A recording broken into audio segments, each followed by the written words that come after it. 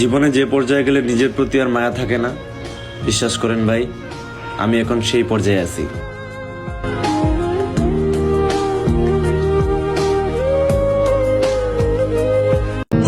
কাউকে অবহেলা করার আগে একবার ভেবে নিও, তাকে আর কোনো সময় দরকার পড়বে না তো।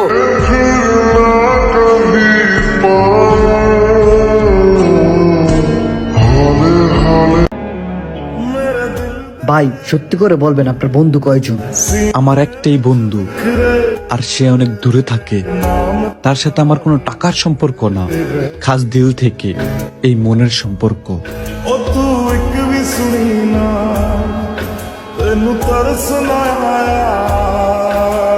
কথাটা কিছু মানুষের জন্য কাপড় নষ্ট হবে, তাই কাদার থেকে একটু দূর দিয়ে হেঁটে যাই, কিন্তু ওদিকে কাদা চিন্তা করে আমি নাকি তাকে ভয় পাই।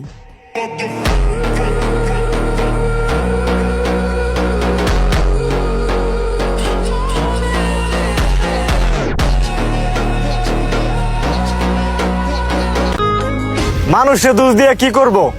কথা আছে না, অবাগা যেদিকে যায় সাগরও নাকি শুকিয়ে যায়।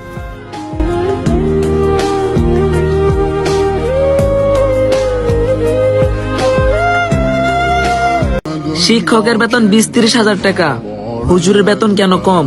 শিক্ষক দিবে দুনিয়ার শিক্ষা, হুজুর দিবে সেই শিক্ষা যে শিক্ষা আখিরাতে প্রয়োজন। সময় থাকতে হুজুরকে দেই ন্যায্য মূল্য, হুজুর বিনা আখিরাতে শিক্ষা কে তোমাকে দিব?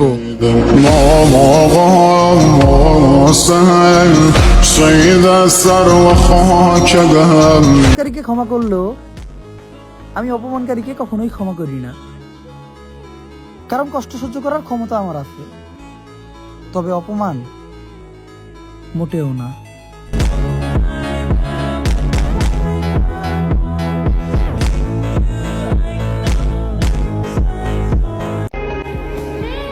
একটু অভাবে পড়ে গেছি তো,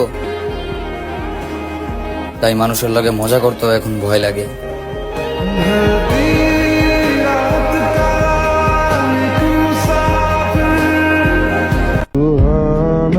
ফ্যামিলি প্রবলেম যার আছে তার থাকে না কোনো আবদার। পুরুষ হয়ে বুঝতে পারলাম মায়ের ভালোবাসা ছাড়া বাকি সবকিছুতে টাকার দরকার। ঘুষ দিয়া নিলেন চাকরি, কিস্তিতে নিলেন গাড়ি, অন্যের হক মাইরা করলেন আলিশান বাড়ি, আর অবসরে রাখলেন দাড়ি। তো আমার কথা হইল, জান্নাত কি আপনার মামুর বাড়ি?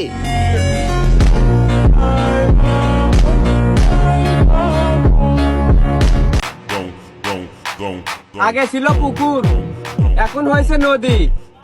আপু তাও আফসোস করে, ইস সাগর হইতো যদি।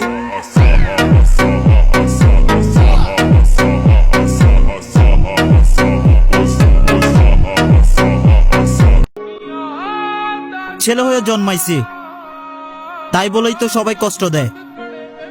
নিজের বলতে মুস্কি হাসিটা ছাড়া জীবনে আর কিছুই নেই। ভালোবাসোস? হ্যাঁ, সত্যি ভালোবাসোস? মনে রাখিস বিয়ে কিন্তু একবার হয়। সত্যি বল, তুই ভালোবাসিস? ভাই তুমি? ভাই ওকে আমি আমার জীবনের চেয়ে বেশি ভালোবাসি ভাই। আল্লাহ দোহাই লাগে ভাই, ওরে নিয়ে যান না ভাই। তবে একটা কথা মাথায় রাখিও, আমার পুরা থানা চিনে যে রিফাত কেমন ডেঞ্জারাস। আমি যদি কখনো আমার বোনের অসুখের কোনো কথা শুনি তাহলে কিন্তু আমি কাউকে ছাড়বো না। সাবান যেই রঙেরই কিনো না কেন, ফেনা কিন্তু সাদাই হয়। ইয়ে মানে কথাটা কিন্তু সাবানের জন্য ছিল না।